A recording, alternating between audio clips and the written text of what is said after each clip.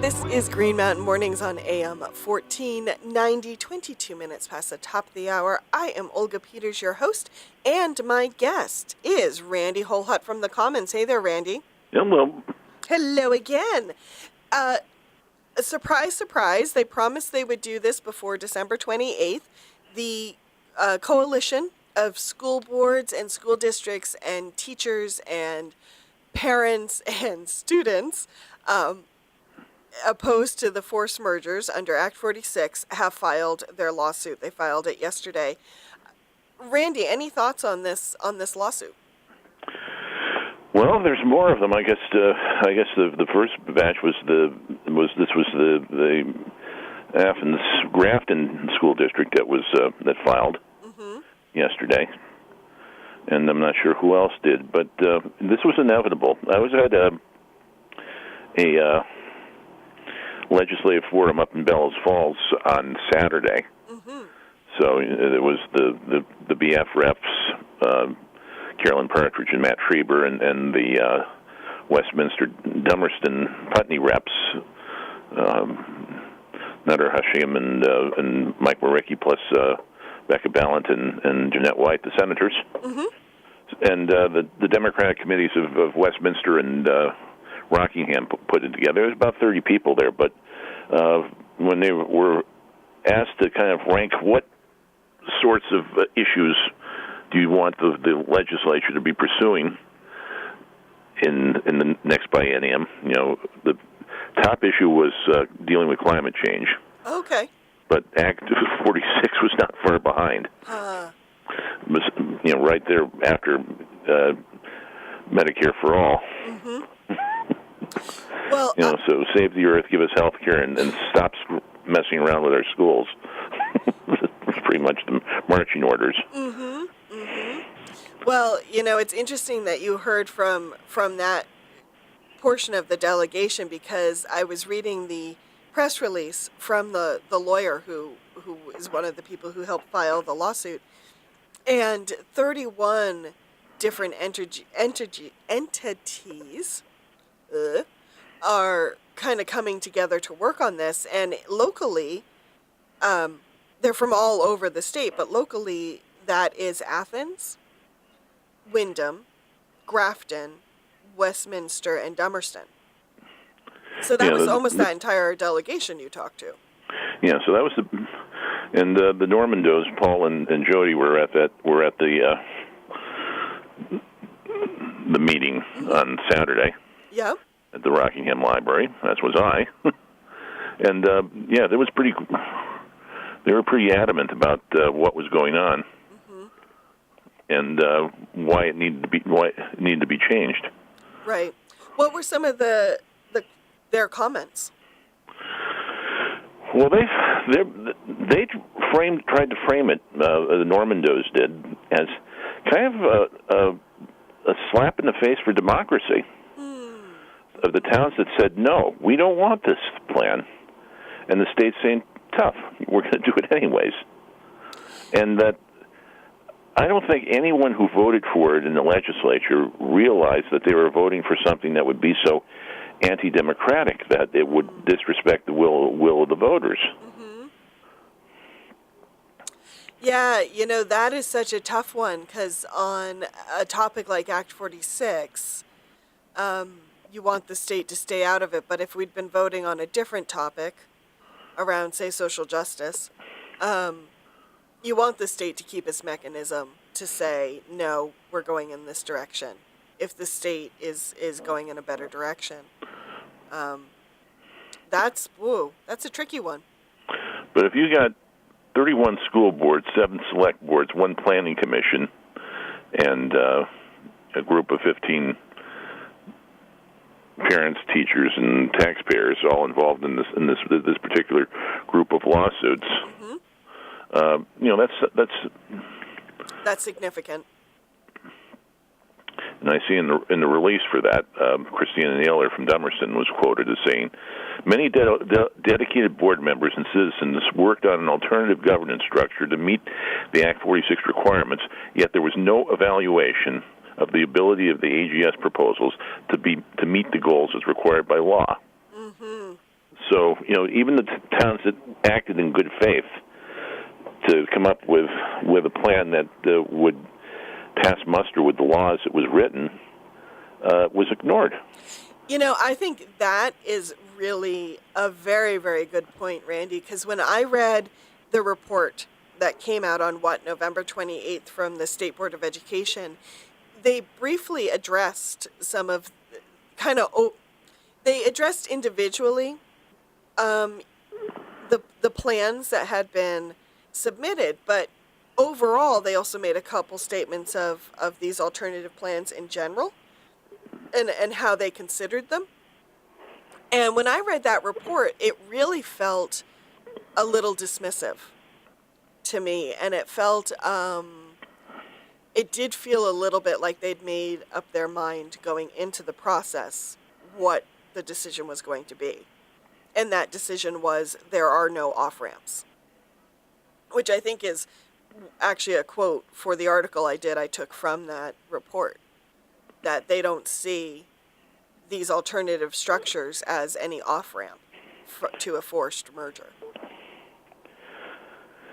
And if that was the goal, you should have set that out there to begin with, so people would be able to say, okay, if we do this, this will happen, rather than springing it on towns after the vote, after the legislation was passed. Right. And there's a lot of buyer's remorse among the legislators that voted for this bill a couple of years ago, and felt they were sold a bill of goods. Yeah. Well, this is something that, as a reporter, I have been struggling with, because I feel like, how do I put this? Because I'm not trying to point fingers, but when it comes to education in Vermont, there's been a number of times where I have gone to legislators, lawmakers, the governor even, when he has visited, and I've said, so what is your overall goal for education? Do you see it as something that happens locally? Do you think the state should run it from the top down? I've asked this question to a variety of people, and I keep getting these kind of wishy-washy answers. And it makes me feel like the cynical part of me says, wow, nobody knows what they're doing. The conspiracy theorist part of me says, wow, they know what they're doing, but they're just not explaining it to anyone because they know people will scream. And then just the part of me that's trying to be compassionate and understand that education is such a tough thing right now, between what we want for our kids and paying for that, and tax structures and all that stuff is so complicated that I think sometimes it's really hard for lawmakers to catch their breath. But I do feel like we need a better overall vision for our education and how we want to move forward with it, both education goals and education spending. Because both things are changing, and nobody really has a good plan for how to deal with it.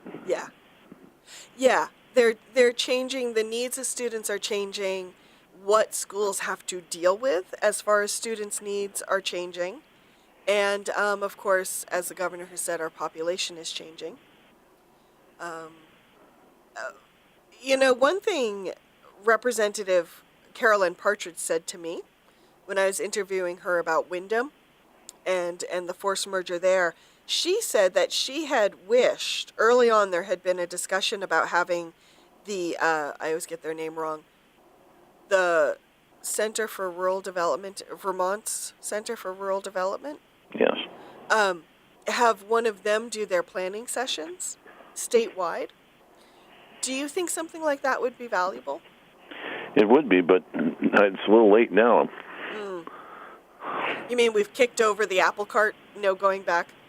Well, unless you're willing to rework Act 46 and do it over in a different way. But if you're committed to this path and this bill, it's too late. Mm-hmm.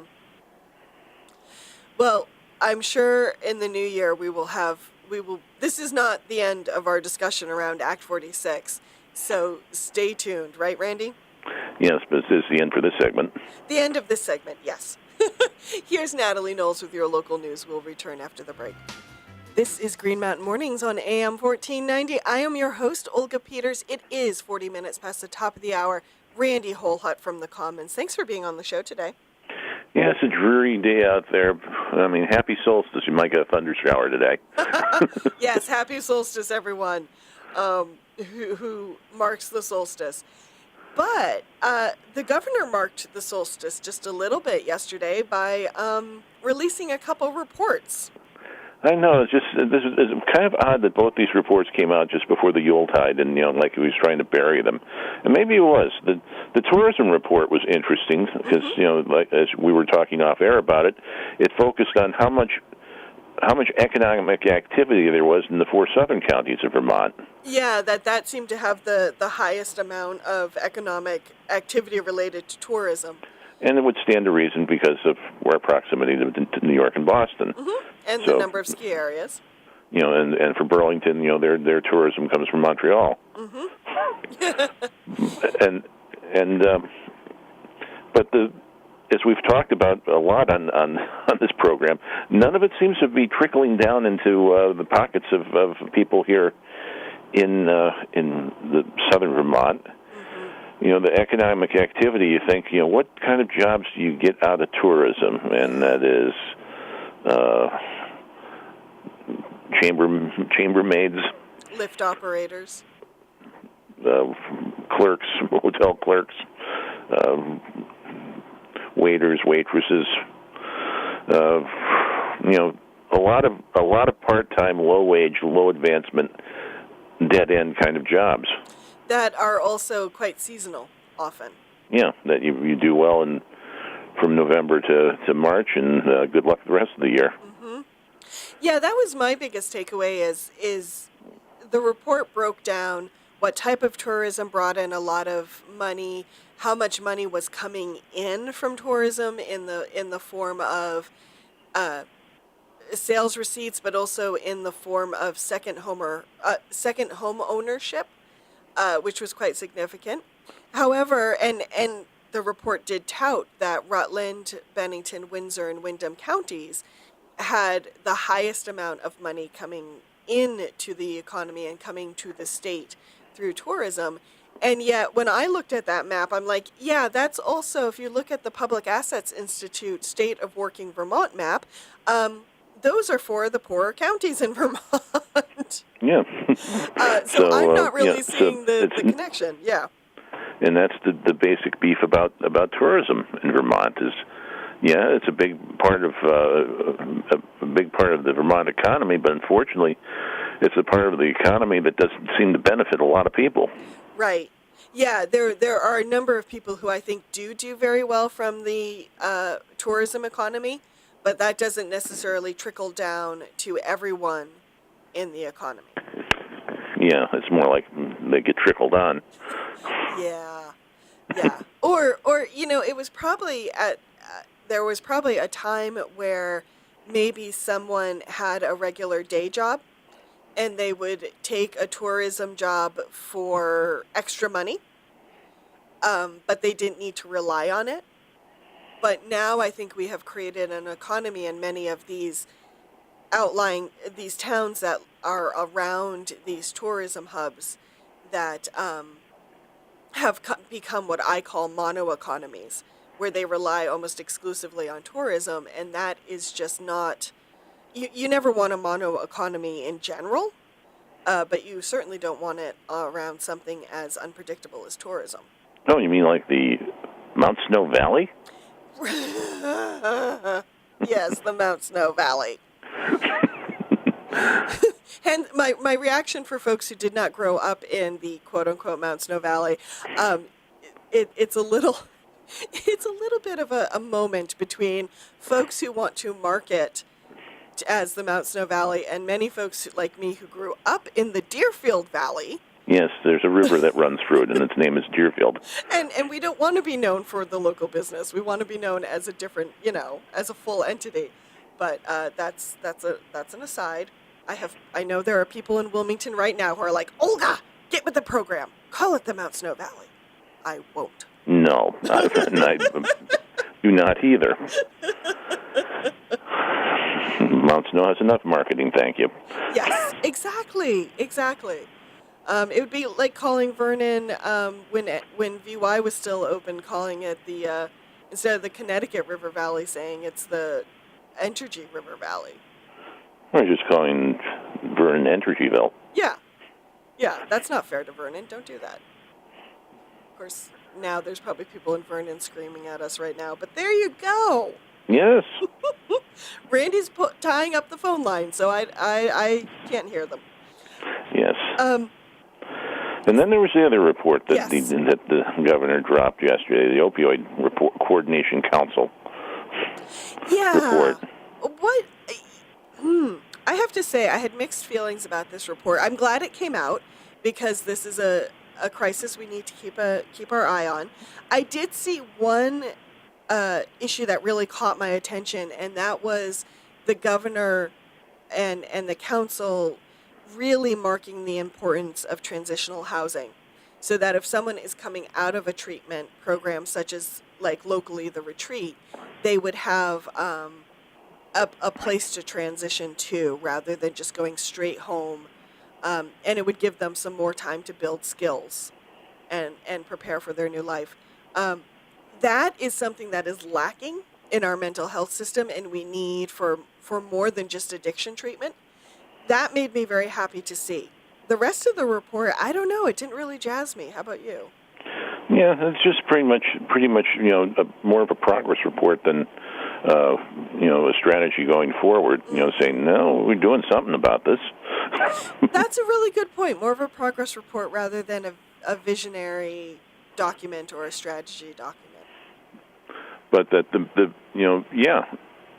needs to be more treatment available. Mm-hmm. Yeah, there needs to be more support for people in treatment so they can recover. Yeah, the law enforcement needs to do a better job to interdict the drugs coming up into Vermont, and look out for whatever other things are on the horizon. At the Vermont Press Association annual meeting last week up in Montpelier, the U.S. Attorney for Vermont, Christina Nolan, was talking about that meth is could be a bigger issue in Vermont because the kind of methamphetamines and heroin go hand in hand. Yeah, that's really interesting. She's an interesting person to talk to. What were some of her concerns around meth besides it and heroin going hand in hand? Well, that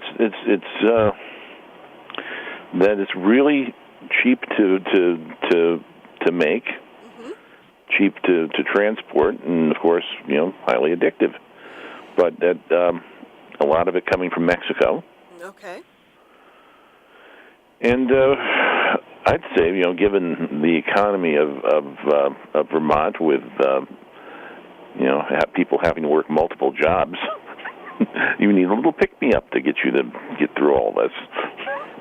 Yeah, either energy-wise or just I can't see the light at the end of the tunnel-wise. Yes. Or the light at the end of the tunnel has been turned off due to budget cuts. No, the light at the end of the tunnel is a gorilla swinging a lantern. Oh, I hadn't heard that one. Or the oncoming train. That's how it feels like some days, too. Or it's just another tunnel. Now, you mentioned that Christina Nolan also talked about utilizing more of the federal law. Explain that to me. I don't understand. Well, the federal government, fentanyl cases are becoming a big part of drug prosecutions now because, of course, fentanyl has gotten into the heroin supply. Right. And it's been killing a lot of people. And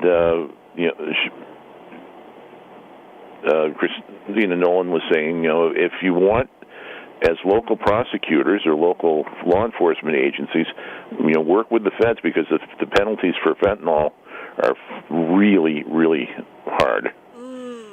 Interesting. Because they, treat that as almost like first degree murder. most in terms of distribution. Right. Right. I guess the good drug news from yesterday was our president signing the Farm Bill into law. Yes. And legalizing hemp. Right. That is going to make a huge difference because Vermont, of course, has had it on its books that farmers are allowed to grow hemp, but the federal government has not allowed it.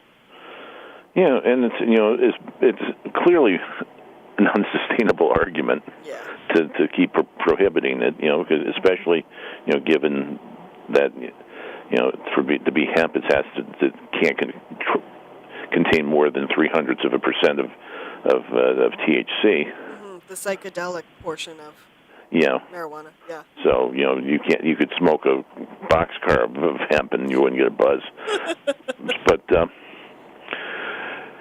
But what it means for Vermont agriculture and all the different products that you can make from hemp, from paper to textiles to oils to housing materials, building materials. Emily Baton's hempcrete thing that she's been working on.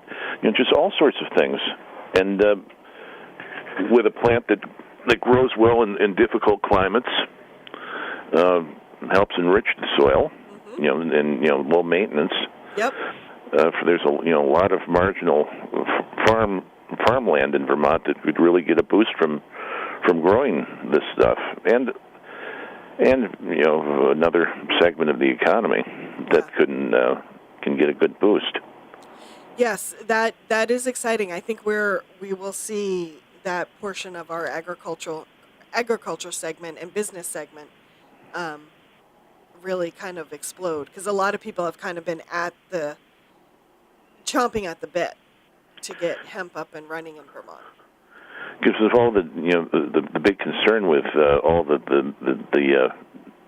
marijuana businesses that are already kind of in existence in Vermont is that you can't use cash. It has to be cash only businesses because the bankers are kind of afraid that the DEA will come busting down the door.